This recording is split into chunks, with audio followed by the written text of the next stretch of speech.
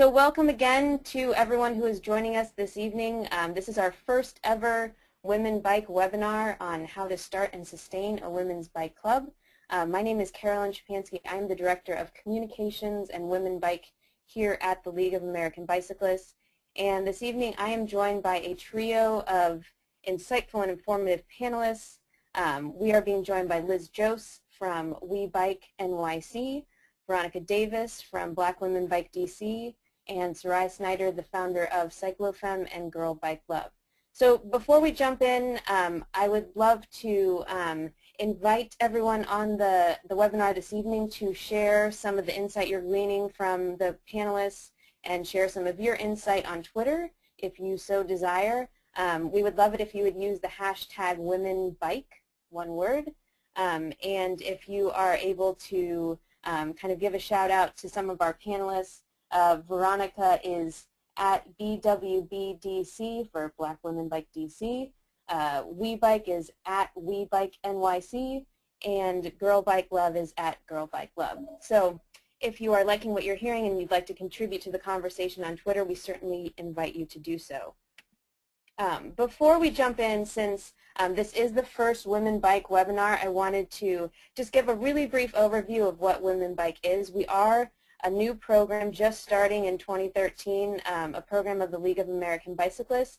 And really the goal of Women Bike is that we are the first national advocacy campaign aimed at getting more women riding and engaging more women in all the variety of leadership opportunities within the bicycle movement, whether that's in advocacy, in retail, or in social riding clubs, as we'll be discussing here this evening. So this program really came from what we see here in the United States as a prevailing gender gap in bicycling. If you look abroad at some other countries like Germany, Denmark, the Netherlands, there's a fairly even balance between the number of men and women who bike, and we're trying to put together a program that builds community, that builds resources, that builds collective energy around the country to close that gender gap here in the U.S. and really celebrate and elevate the leadership of women in all the many benefits of cycling. So I invite you to join our community, learn more about the program at bikeleague.org/womenbike. We are on Facebook, we are on Twitter, and we are bringing you programs and events and webinars such as the one we're on this evening. So again, welcome, and I look forward to your continued participation in the program moving forward.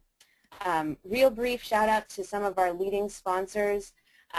This program would not be happening without the generous support of sponsors like Live Giant, Gail Copa-Span, VeloJoy, SRAM, and Fuji Bikes. So thank you so much to those key supporters in the work that we're doing here tonight. And before we jump into our panelists, I just wanted to give a little bit of context, a little bit of a frame to the discussion we're going to be having in the sense of why are social riding clubs, why are women's bike clubs important as we're trying to increase the number of women riding here in the United States. And so I pulled out a couple of statistics that I thought were telling as to why this conversation is particularly pertinent. The first one comes from the study done in 2012, the American Bicyclist Study conducted by the Gluskin Townley Group, and it found that 36% of female bicycle owners here in the U.S. said that someone to ride with would spur them to bike more. Another national poll that we did here at the League of American Bicyclists with the Princeton Survey Research Associates, that was a survey of the general American public, found that 42% of American women said that people to ride with would encourage them to start riding or encourage them to ride more.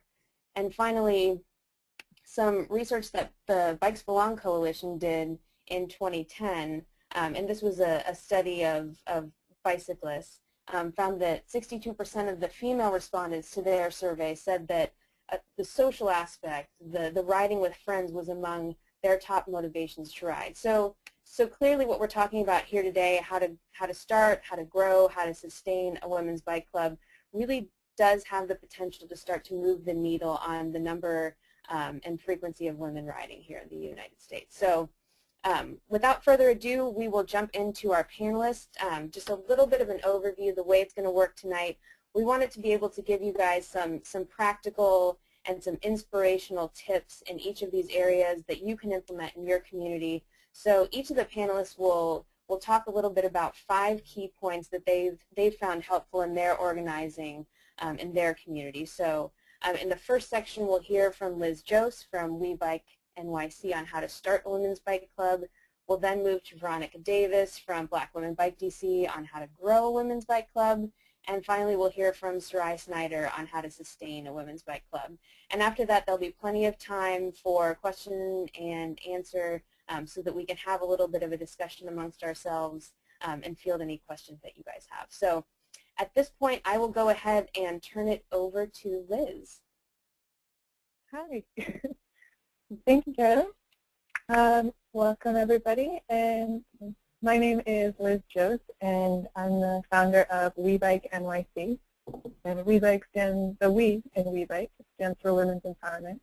The goal of We Bike NYC is to get more women on bikes and to create and empower women through community of women who ride bikes. So a little background about us. We're coming up on our first birthday this year, which is pretty exciting. It'll be in February, I believe, is our official first birthday. And hopefully some of the lessons we've learned so far will be helpful for other people in the future. So just a little bit about how we got started. I'm a bike mechanic, and I decided last spring, just before the spring, that I wanted to start riding more, and so I looked around New York City to find the women's bike club in New York City that would fit my style, because there's everything in New York City except a non-competitive women's bike club, not one. And I thought that was strange, so I sent out an email to some friends, to both men and women, and said, hey, I'm looking for women to ride with. Is anyone interested? And all of a sudden I had 60 responses, of other women who were totally excited to go riding. And I thought, well, this is something we need. It's not just me. That there are other women out there, just even in the people that I know, who want to ride together. So it has grown since then. We offer a variety of activities, and they're all free. We do social rides, training rides, mechanics workshops, and field trips. And particularly important and unique to We Bike are the mechanics workshops and the field trips. So mechanics, we think, are a really important part to empowering women to ride.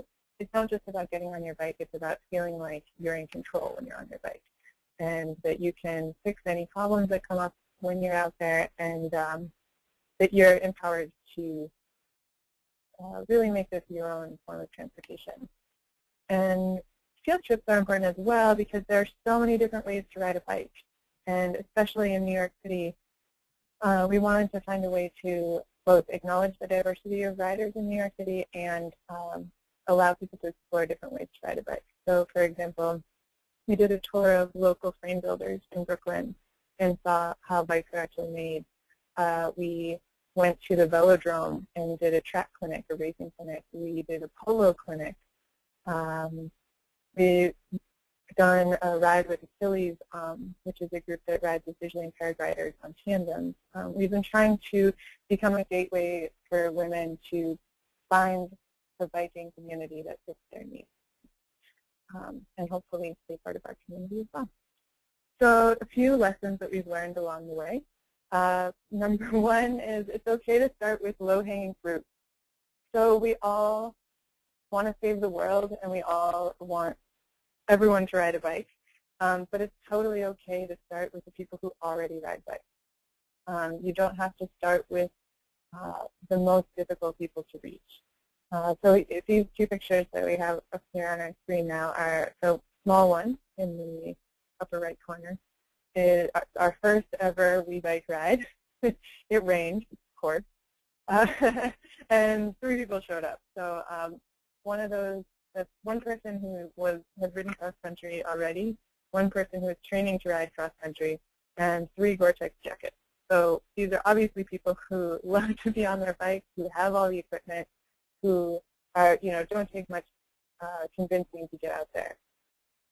And then since then, since that first ride, we've been spreading the word. And you can see in this bigger picture, this is at Thanksgiving this past November. Thanksgiving's in Alley Cat. So that's another way to ride your bike. It's a race, basically an unsanctioned race through the city that's part scavenger hunt, part race, and Thanksgiving is also part food drive. So it's a really fun event. And looking at this picture, you can just see how much we've grown just in the past year. And while this picture does not reflect all the diversity of New York City, it is definitely a step in the right direction in the type of bikes we have. We have, in this picture alone, people from all 5 boroughs, different kinds of riders, definitely more ethnic and cultural diversity when we started.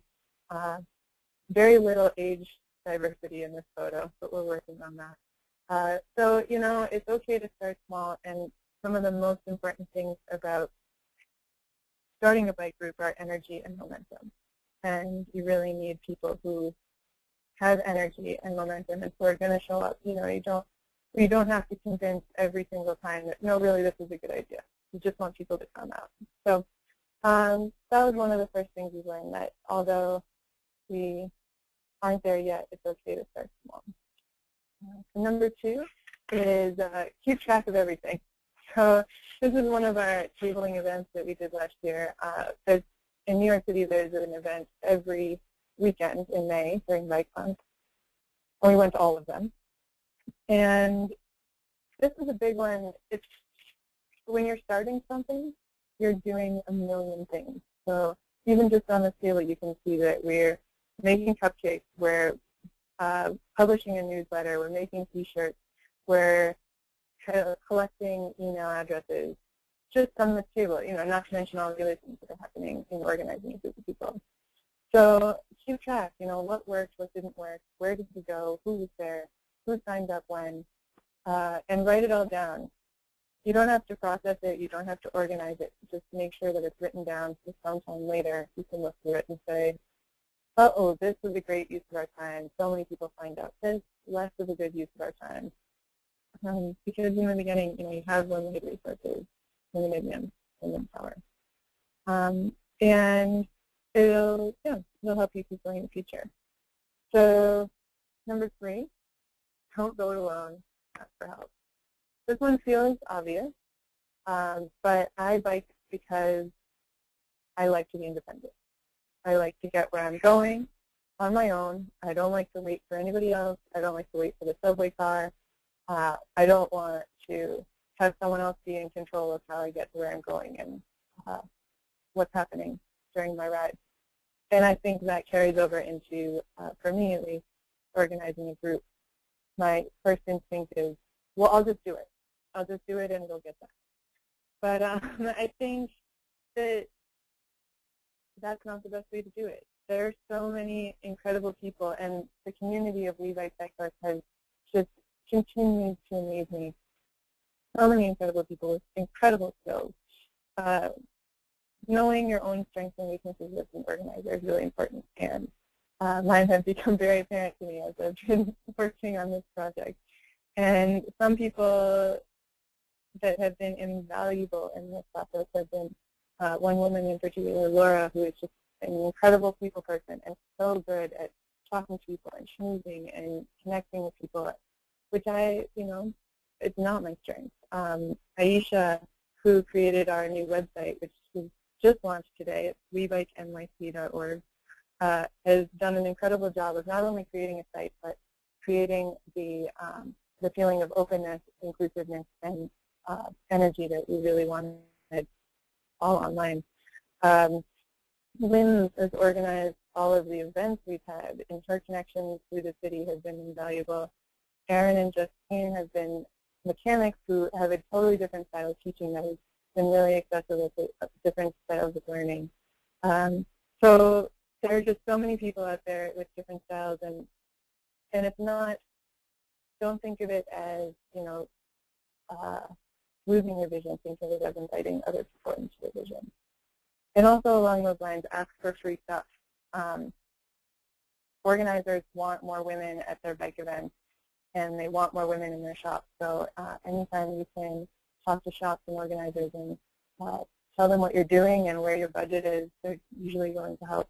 And then also try to promote them in the future when you can. Number 4, do what you can and it will be enough. And remember, your idea is awesome. This picture was made right after our first fundraiser party, which was really fun. And it was sent to us. And I look at it all the time as a reminder that whatever we're doing is enough. And my tendency is to wait for things to be perfect. You know, I want to make sure that we have all the rules. I want to make sure that everything is in the right place. And it doesn't have to be in the right place. It doesn't have to be perfect. If you do something and one person shows up, you provided an opportunity for that person that didn't exist before. You're creating something that is new, and there are, you know, things aren't going to be perfect. But as long as you're, you know, as long as your heart's in the right place and you're willing to keep going, that's enough. And your idea is awesome. Keep going. You're doing it because people are showing up because it's important. And you can't remind yourself about that enough. And then the last one, I know this sounds self-serving, maybe a little bit of a plug for the awesome webinars that the League puts on. But joining the League, I think, and taking advantage of club insurance is a really, really important piece of self-care that could go overlooked.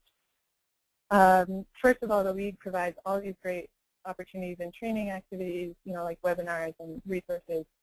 And you don't have to reinvent the wheel. There are all sorts of people starting these things. And, you know, I can't wait to hear what Sarah and Veronica have to say because they've been doing this even longer. And creating this community not only in our own cities but throughout the country is going to only make us stronger and only make all of our groups stronger. And club insurance is really important as a piece of protection for you as a ride leader and for the other people that you're expecting to lead your rides. As you grow, you're not going to be able to lead all the rides. You're not going to be able to be the only one in charge, as we talked about before. And if you're asking other people to take on this vision and this project, then you need to make sure that they're taken care of as well. So League insurance is really inexpensive. It's free to join the League your first year. And then the insurance, I think our first year was about $90. So it's doable. And not only does it protect you and your other ride leaders, but it provides supplementary health insurance for your participants as well. So I think that's a really important piece to make sure that your project can continue to be sustainable in the future. And I think that's it. You guys can check us out at WeBikeNYC.org, and we're on Facebook and Twitter at WeBikeNYC as well. Thanks. Great. Well, thank you so much, Liz. And there will be a slide at the end with everyone's contact information, so that will be available to everyone, so you don't have to be scribbling that down right now. But thank you again, Liz. That was great information. I look forward to hanging out with We Bike NYC when I'm up in New York City at the Youth Bike Summit about a month from now. So we're going to move on to the next step in starting and sustaining a women's bike club, and that is how to grow an established women's bike club.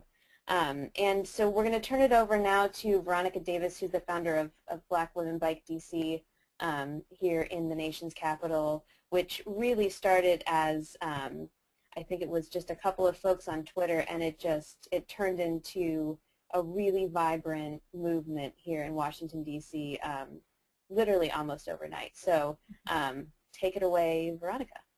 Hi, everyone. My name is Veronica Davis. I want to apologize in advance if my dogs bark. They're just very excited about biking and women biking, so just they're part of my audience. Again, as Carolyn mentioned, we're Black Women Bike DC. Our Twitter handle is at BWBDC. And like Carolyn said, we started on Twitter. It was a conversation between myself, Najima Washington, and Inseu Foot. And I was relaying this story of I was biking by this public housing, and this little black girl was screaming at the top of her lungs, "Mommy, mommy, mommy, there's a black lady on a bike." And there's bike lanes there, so for sure she's seen black, people on biking before, but I realized I was probably the first one that looked like her. And so I was relaying this story to Najima and Inse over Twitter, and we started using the hashtag Black Women Bike, and that's literally how we were founded back in May of 2011. So we started with 3 people, and we now have over 730 women in our Facebook group. So going on to the first lesson, since we were founded by accident via social media, really in terms of growing it, you want to create this online community. We just got a website this year, so at the end of 2012, so we went almost 2 years without a website. So literally just by using Facebook and by using the hashtag Black Women Bike, that's how we were able to grow our membership.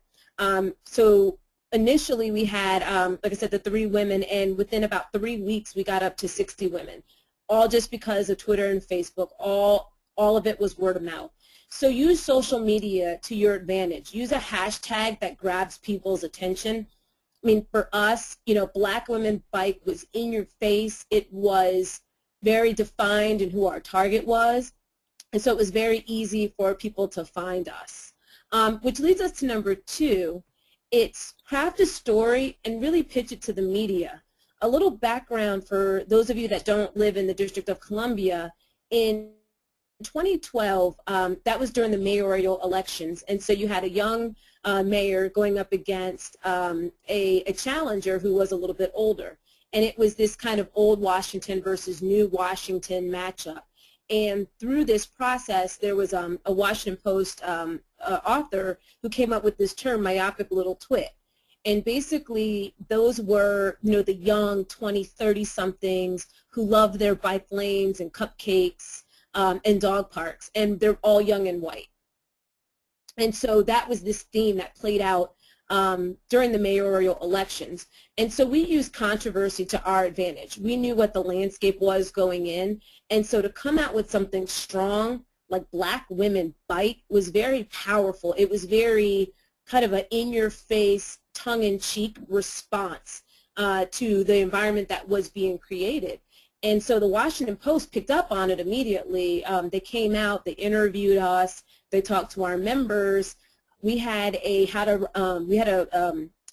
clinic on how to repair your bikes and a ride afterwards, and the Washington Post was there taking pictures, and that's what this picture was from. And so the title, and of course they fed right into our hands, so the title of the article was Black Women Take Their Place in the Bike Lanes. And that one article, it was a full page feature in the lifestyle section. Literally, when I tell you within 48 hours, we went from 60 women to 360 women on through our Facebook group. Literally that quick.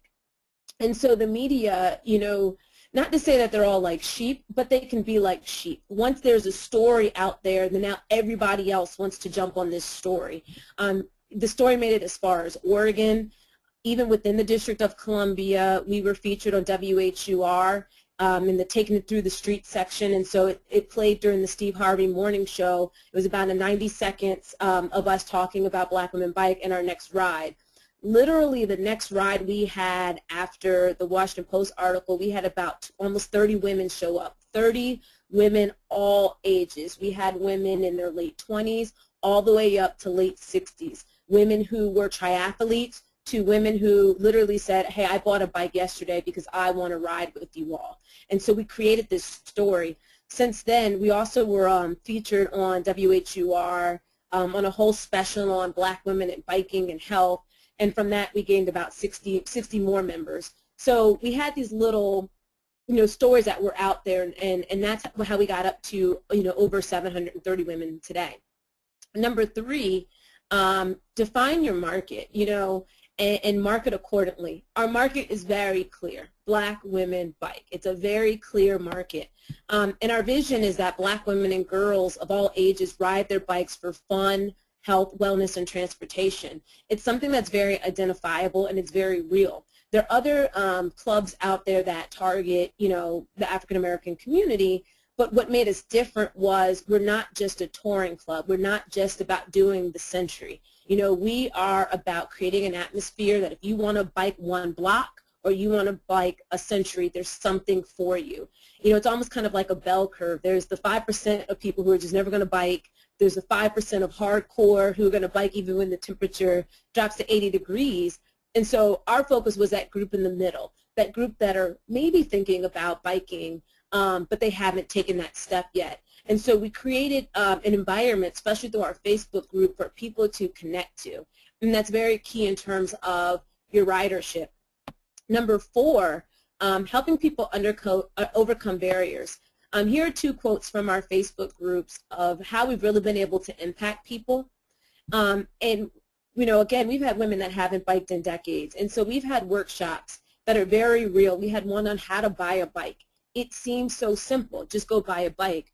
But it was really about, and we partnered with Bicycle Space Bike Shop here in D.C., and it was really what kind of questions do you ask when you want to buy a bike? You know, what type of bike do you need for your lifestyle? And what we really were doing is empowering women to go into a bike shop to buy a bike, because for most people, that's going to be their first introduction into the cycling community. And if they have a bad experience in the bike shop, they're probably not going to bike.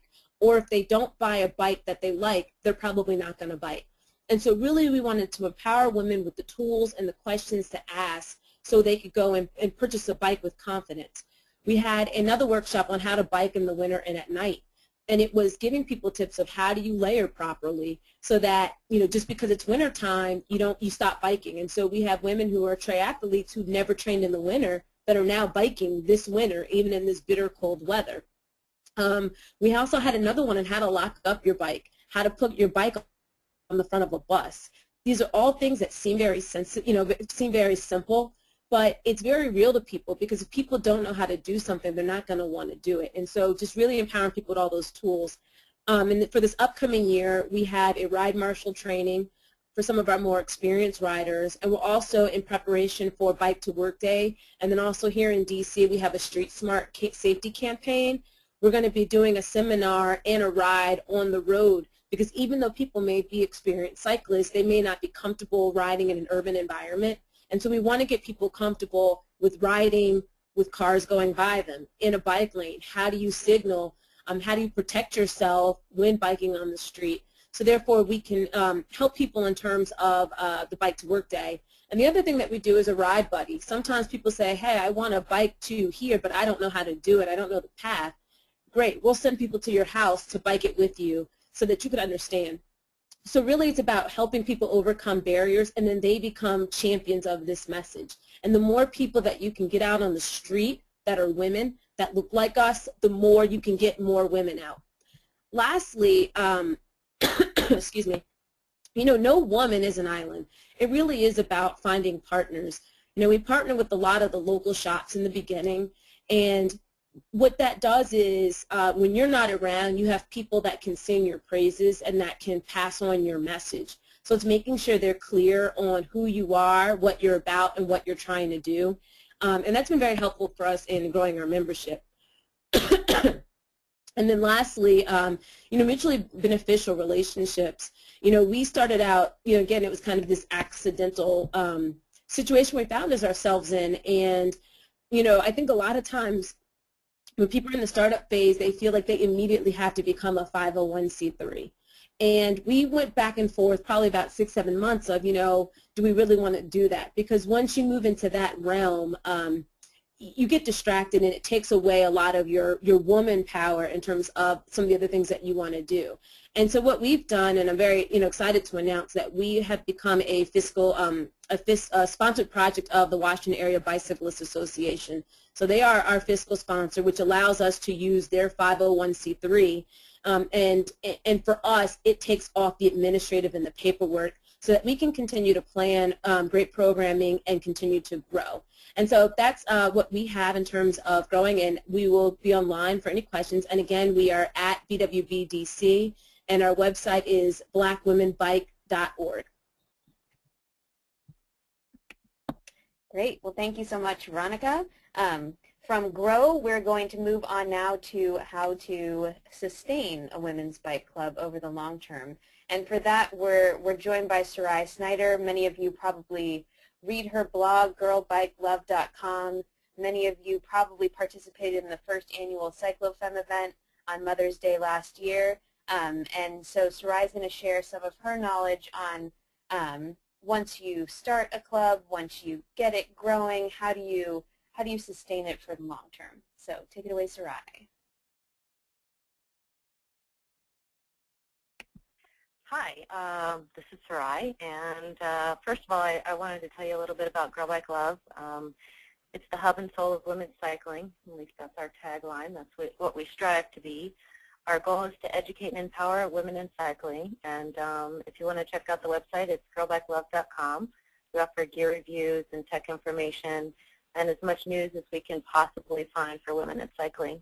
Also, like Carolyn mentioned, this year with our first CycloFem, we introduced it. Actually, we came up with the idea right about this time last year, so it's almost like a little anniversary for us.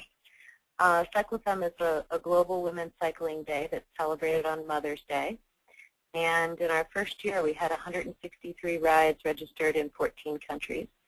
So we're really excited for 2013. And for this year, we launched a pledge to sign to encourage one more woman to ride a bike. So if you want to find that pledge and get involved, you can find that at cyclofemme.com. And that's cyclofemme.com. So, moving on to sustaining women's bike clubs, the first thing that is really important is to create a mission and a vision. And, you know, a lot of times when you get started thinking about having a bike club, that's the last thing that you're worried about is, you know, what do we want to do with this? And that's okay. You don't have to go there right away, but as you're beginning to form your group, it's an important thing to think about because in the long term, this is what's going to do several things, actually. It provides a basic roadmap for your efforts. It provides focus for your events and things that you want to do. It might just be that you want to encourage one another to ride further or more often, and that's an amazing mission. So just working together to decide where you want to take your organization is really important. It helps to set you apart from others as well. You might find somewhere along the road that by having a really strong mission, maybe some are less interested in being involved in your organization, but that's okay because these are the ties that bind. These are the things that bring you together and work together towards something special. This also sets the standards for your goals, and this is a good time also when you're thinking about your mission and your vision to create talking points.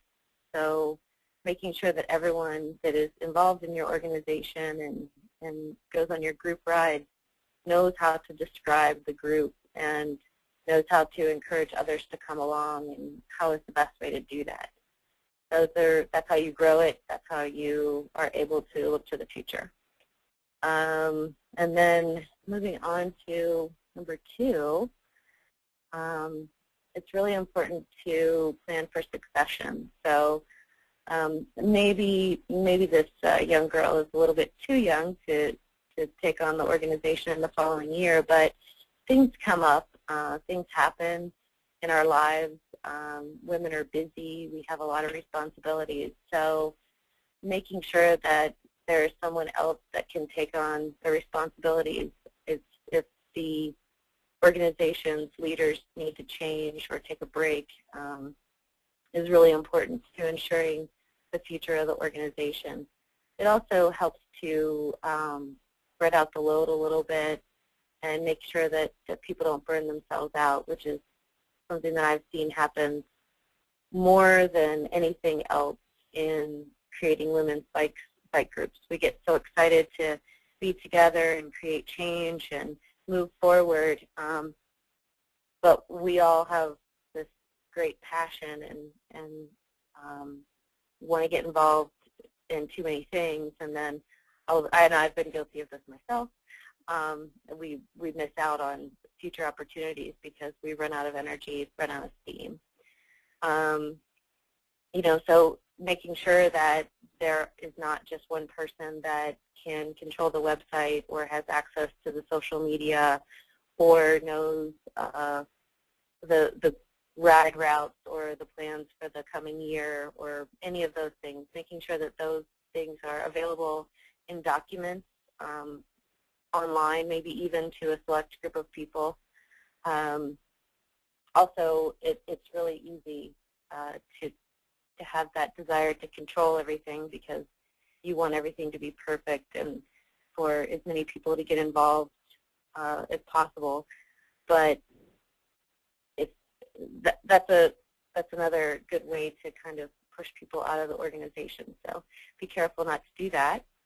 And also empowering others helps them to take personal ownership in the organization and makes it just that much stronger. So the next point is to think big but start small. Being overly ambitious is another thing, like we said, that causes burnout. This photo that you're looking at right here, this is from our cyclofem ride here in Boulder, Colorado, and it kind of made me think about how we started with a very small idea, and well, I should say a very big idea, but we started small and just started talking about it and sharing it, and it grew really, really fast, and that's not normal. So, but starting off with something small like putting on a cyclotron ride in your area is a great way to encourage others to get involved and learn about cycling. It doesn't have to be a complicated event. Putting together small events is a great way to learn how to put on bigger events. I've been involved in a lot of putting on a lot of bike races and large-scale events, and my experience didn't come overnight. It was quite a learning process, and it takes years and years to build up to that. So don't put too much pressure on yourself to have huge events or huge rides to get started. But as you work through those events and rides, keep track of what you're doing and what worked and what didn't, and set those larger goals. Also, when you start small, it gives your organization a chance to develop more organically and have a stronger base with a much greater sense of purpose. So then moving on to the next slide that we have here. Be innovative. I love this photo here. This is from a New Belgium ride here, Tour de Fat ride in Fort Collins, and I just love the different outfits that everyone had, all the excitement that came with the ride because everyone had the opportunity to express themselves in different ways. So ways that you can be innovative would be to change up your routes, try new things, challenge the group to different goals, give everyone an opportunity to chime in on different ideas that they might have for where they want to ride or how they want to ride. Just because you're a road bike club doesn't mean that you can't ever go out together for a cruiser ride or try mountain biking for the first time. So mix it up a little bit. Keep it fun. Engage in non-cycling events together. And then, just try to create unique events that appeal to different communities because that's a good opportunity to bring others into your organization and to learn more about yourselves and where you want to go and opportunities that you can build your surrounding community. So the next slide is to support one another. This is a really great example of a group in Colorado Springs. This is the Wombats, They're a mountain bike group, and they've got huge membership. And this is a race that's put on here in Colorado. This is the Yeti Betty race, and it's an all-women's mountain bike race. It's on the beginner side, but this year they had some really big pros show up for the event, and it's a great opportunity to support one another in your individual goals. So maybe you don't ever intend to race, but if there are women in your group that would like to try racing for the first time, or are racing quite a bit, training, working hard, trying to take their riding to the next level, being there for one another, going to races and supporting one another is huge in building that camaraderie that kind of keeps everybody together and makes for stronger organizations. And then, of course, just like any other women's organization, we have a little bit different responsibilities oftentimes, and we created an opportunity here in Colorado that we're trying to develop that gives women an opportunity. It's kind of like a shared babysitting service that we put together for different bike events. So everybody gets to take turns sharing their time and taking care of the kids, and it's an amazing way to support one another, besides the loadout. And then the last slide that I have is get involved. There's tons of opportunity to did we skip that one? Sorry about that, Soraya. Okay. I think that one of the slides got left out. I'm really sorry.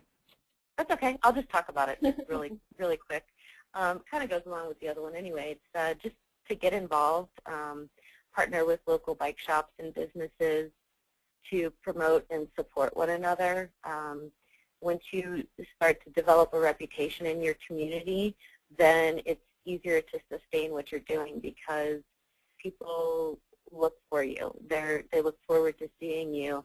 The bike shops are a really great partner to have when you want to put on clinics or maybe lead your group rides from their locations. So making sure that you're not just trying to do all of this by yourself, but look for solid partners within your community. Also volunteering at bike races, cycling events, and other community efforts as a club. It's a wonderful opportunity to spend time together and learn about each other when you're not on the bike. So you're developing relationships that are not only tied to your club, but that have lasting purposes.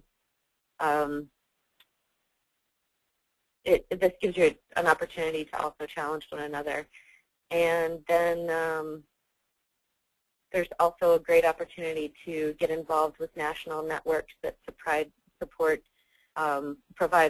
for smaller clubs, just like the League of American Bicyclists, like was already discussed. Taking advantage of the group insurance is fantastic.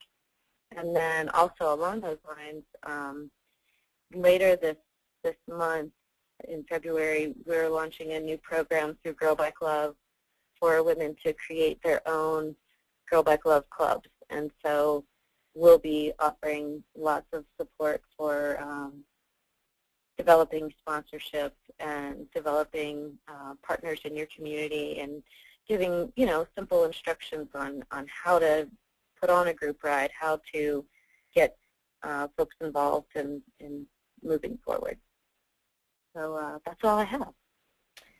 Great. Well, thank you so much, Soraya. I'm so sorry one of the slides got left out in my inaugural webinar run. So at this point, we do have at least a good 15 minutes to engage in some question and answer. I will attempt to unmute some folks, so if you have a question and you do have the capacity with a mic or a telephone to ask that question verbally, go ahead and raise your hand. In the interim, we do have a great question from one of the listeners, and I'll go ahead and direct this first at Liz and Sarai because they brought this up.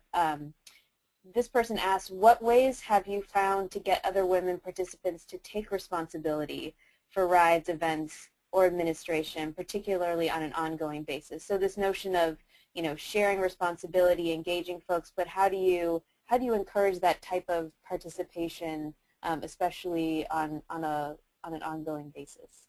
Any tips?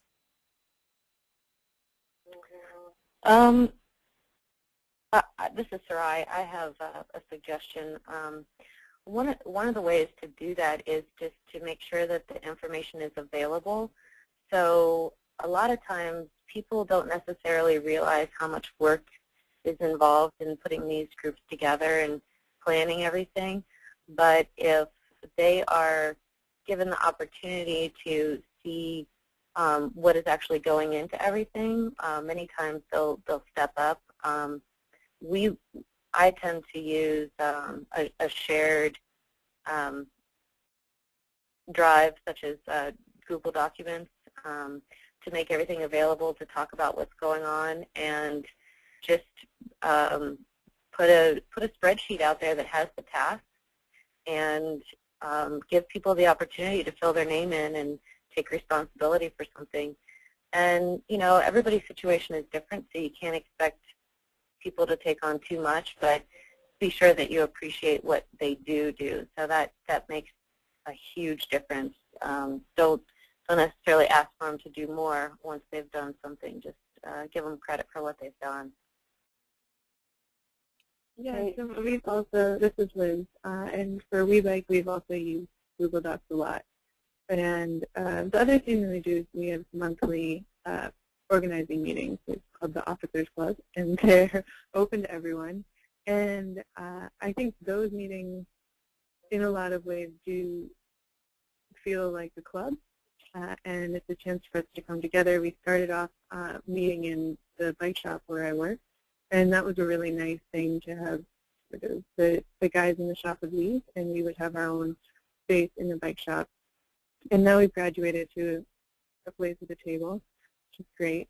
But I think having that time to be around each other face to face and to really hold each other responsible and invite each other to take on tasks in a face-to-face environment is really great. And the fact that that's open to anyone, and anyone can come in and no one is expected to take on anything their first time or their second time. But as you get together more, then you want to take on more. Great. We have another really, really great question, and I'm going to ask Veronica if she could field this one first. The question is, there's a lot of cycling going on where I live, but nothing for older women. Even all the slides in this webinar of younger women. Any ideas of how to reach older women, 50, 60 plus years old? Any ideas, Veronica? Yeah, we actually, I think in a couple of the pictures that are of us, if you actually, look at the people, like I said, we've had women in their late 50s and even in the 60s, and they came to us, they found us, and what was key is once you can get, kind of that first one to show up, they tell their girlfriends. A true story, one of my neighbors came out to one of the bike riding, and she's retired, she's in her early 60s. So she came out, and she had such a wonderful time riding with us that every time she rides, she brings new girlfriends with her. And one woman that she brought was, she hadn't been on a bike in about 40 years, but she came out and ride. The other thing with us, and one thing I failed to mention, is that we do have some trained LCIs. So people within Black Women Bike, through the Bike League, are trained to teach the confident cycling classes. And so through that, we've also been able to reach some of the older community, because for many of them, they haven't been on a bike for a while. And so, just kind of give them that confidence that they can. And for all of our regular rides, we have different types of rides, but our regular ride that we have once a month, it's a no-drop ride. It's a very slow pace. Sometimes we may do 2 routes, a beginner route and an advanced route. But the key is doing all you can to make beginners feel comfortable, because if they feel comfortable, if they enjoy the ride, and you challenge them just a little bit, they'll come back and they'll tell their friends. Perfect. Excellent. We have another great question, and this is one that I would love to hear the answer to as well. So the question is, we've received critiques on our co-ed team for wanting to separate and make a women's team. How do men in your community react to the separate group for women? any of you guys have had that kind of criticism, and how have you responded to that? This is Sarai. I would love to talk about this one. I've received a lot of criticism just for starting Girl Bike Love in general, and you know, that the thing that is really important to remember in the cycling world is that a lot of the issues that we face as women aren't just women's issues, but they're beginner issues. So even men face the same sort of challenges that we do, walking into a bike shop and not feeling comfortable, not understanding all the technical aspects of riding a bike. So there is a great opportunity for being a group, but at the same time, there's also the necessity sometimes for women to feel more comfortable. What we've done with Girl Bike Love is we've always reached out to men. We've actually started a hashtag that we use, and I welcome you all to please use it if you can, and that's Manbassador. We have tons of men that are really, really supportive, and you know, we tend to focus less on the women's issue and more on just the beginner issue, or where do you want to go next, because we're all facing these same things, and just reminding people that we're not just trying to separate, but we're trying to support one another.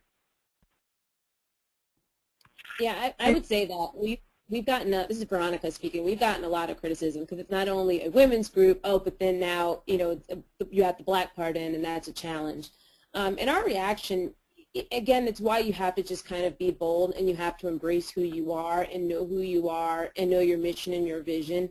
Because our response back is, you know, look at the percentage of women biking in D.C. It's not like we're at 50% where there's just all these women. Then I can see, well, maybe there isn't quite this relevance. But, you know, we're really just scratching the surface in terms of getting women on bikes. So there's plenty of room out there for the different groups that are there, be it us, be it any of the other groups. And, you know, we have some events that are co-ed. You know, look, we had a winter affair last time. It was a little fashion show of different winter, you know, gears that people can wear. And so we did invite, you know, allow men to come to that. But we've been, you know, pretty closed off. But I will say, for getting women on bikes, a lot of them are getting their husbands on bikes. But it's just one of those things that you just kind of accept. It is what it's going to be, what it's going to be. And you just embrace your identity, and you just move forward with your mission and your vision. Yeah, similarly at We Bike, a lot of what we talk about is it's not that you can only ride with women, but for one ride or two rides a month, this is going to be only women. And another issue that we've come across is we support women and transgender riders, and sometimes it's been people have asked, oh, well, I'm an ally, you know, where is my place in this?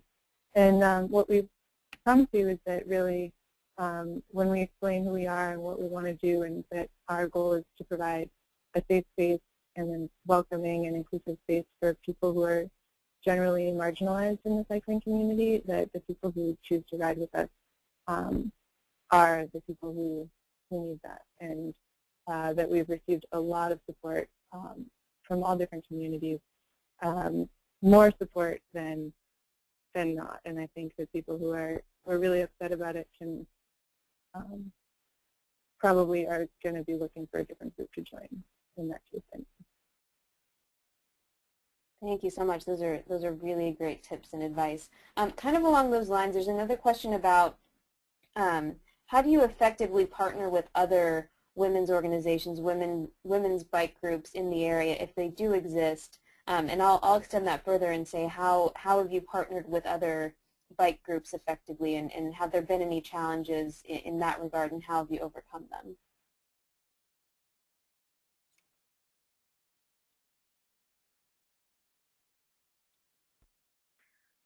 This is Sarai. I'm happy well, to jump I in guess. there. Sorry. I think sharing is a really big part of it. Make sure that you come to the table with, with all your cards on the table and, you know, offer just as much support to other organizations as you do to your organization. Social media is a great way to reach out, and just, you know, the opportunity that we have here tonight on Twitter, we're using the hashtag WomenBike. You know, maybe you can do that in your community and find a hashtag that works, that draws women from different organizations together. And I think a lot of times it starts more on an individual level, and it doesn't have to extend to the organization right away, but leadership from different organizations, if you reach out to support one another, or if you create an event, you need a little bit of help, that's a really great way to bring people together. Yeah, this is Veronica. You know, one of the things I think it's key, it's to understand that we all have the same mission, but maybe we're working with different slices of the pie. One concrete example, you know, we partnered with WABA, and obviously now we are more partnered with WABA. But we did a Frederick Douglass ride, and so it was really, you know, the Washington Area Bicycle Association had the lead, but also Artemis, which is an African-American cycling club. They were very involved, and then we were involved. And when we look at, there's a lot of crossover between us and them. Also, there's another group, Tri-Unify, which is for triathletes who, you know, for black triathletes in D.C. And so there's a lot of crossover between the groups, but we don't look at each other as competition. You know, they each have their niche. You know, triathlons, that is a very defined niche. More power to anyone who does them. You know, for Artemis, they are a touring club. They are the Centuries, all of that. Again, that's a very defined niche. You know, whereas we look at ourselves as, you know, any woman can do this. It doesn't matter what you look like. It doesn't matter how much money you have in your pocket. Anyone can get on a bike, and you can do it for fun, for wellness, for transportation. And so because of that, there's this natural synergy between our groups, and we hope to continue to work with them moving forward. And there's a lot of crossover between the three groups.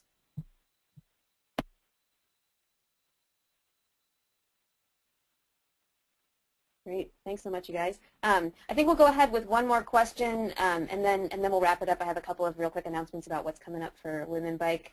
I have a really good question about that moment that perhaps someone who isn't a woman, someone who isn't identified with the group dynamic that you're working with your group, how do you turn that person into an ally at the moment that you have to tell them, well, actually, this is a group for women, or, well, actually, this is a group for African American women? Have you had those experiences, and how have you had a conversation that kept that relationship supportive instead of leaving someone feeling as if they're left out? That is a really great question. This is Liz from We Bike. And I think a lot of that has been in the same way that we try to connect women to different groups, different areas of cycling, you know, polo, if that's your thing, or racing, or frame building, whatever. We also try to connect men or people who aren't so interested in our style of riding to other resources in the city. So you know, New York City has an incredible amount of cycling resources. And so if we're talking to someone and they seem really motivated and excited, a lot of the time we can point them to, you know, the 5-Borough Bike Club, or Transportation Alternatives, or Time's Up, or different activities or other activities that are happening in the city, who may be partners or may just be things we know about. And that's a great way to continue working with people without having to compromise what your organization does. So this is Veronica. You know, for us, when we started our Facebook group, it is a private group. You have to be, you know, request invitation in and be approved to get in. When we first started our group, we went back and forth, especially when you're talking about the issue of race. Because we said women was easy. It's going to be a women's group, so if you're a woman, you get in. And we went back and forth of, well, do you let non-black women in? And so we did make the decision that, you know, if it's a woman, you know, we're going to allow you in our group. And for us, what's key and what's central to everybody, it's our mission is, again, to get black women and girls on cycling. So we open our arms to women who non-black women who want to be a part of our group, but the key is to remember the mission. So, you know, it's about, if you're going to come to an event, bring your neighbor. Maybe you have a neighbor of African American descent, you know, on your block, but bring her to the event or organize something within your community. You know, our mission is very clear and our vision is very clear. So, you know, we look for all the allies, and, you know, we can use all the help that we can get. And I can say that, you know, one particular example, we have a woman who's in our group, and she's probably funneled more Black women to the group than any of the people within the group. And she's been a great ally and has come to our events, supported our events. And so I think that as long as you have a clearly defined mission and vision, and it's something that people can understand, you know, people will generally support it. This is Sarah. I have just one more thing to add to that. Yeah. Sometimes it's good to kind of look at your mission, and sometimes there's opportunities to encompass more people than you realize. Keeping the mission really simple. Sometimes it's just as easy as when you go out for a group ride, creating a different paced ride. So maybe you have more than one pace of ride that go out at the same time, because maybe that's the only barrier that is, you know, causing you to feel like it's a different group. So, you know, as much as we want to maintain our particular organization, sometimes bringing in people and making an effort to tweak things here and there to be as inclusive as possible is worth it. One other thing I wanted to add, this is Liz from We Bike, that we found has been working as well, is so we have our Facebook page, We Bike NYC, and then we also have a female bike forum group that is an invitation-only group, much like Black Women Bike.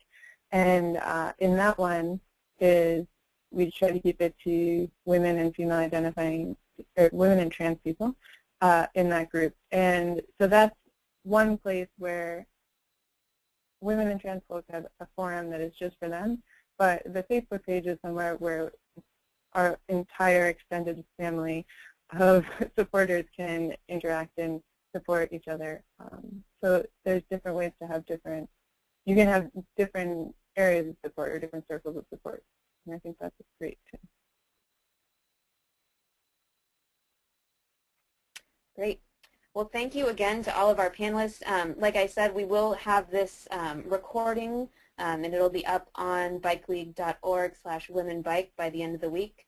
And we'll also have a printed resource that incorporates some of the notes from this call, along with some of the great imagery that the ladies were able to share with us this evening as well. So before we sign off for the evening, I just wanted to let folks know some three ways that you can get involved in Women Bike right now.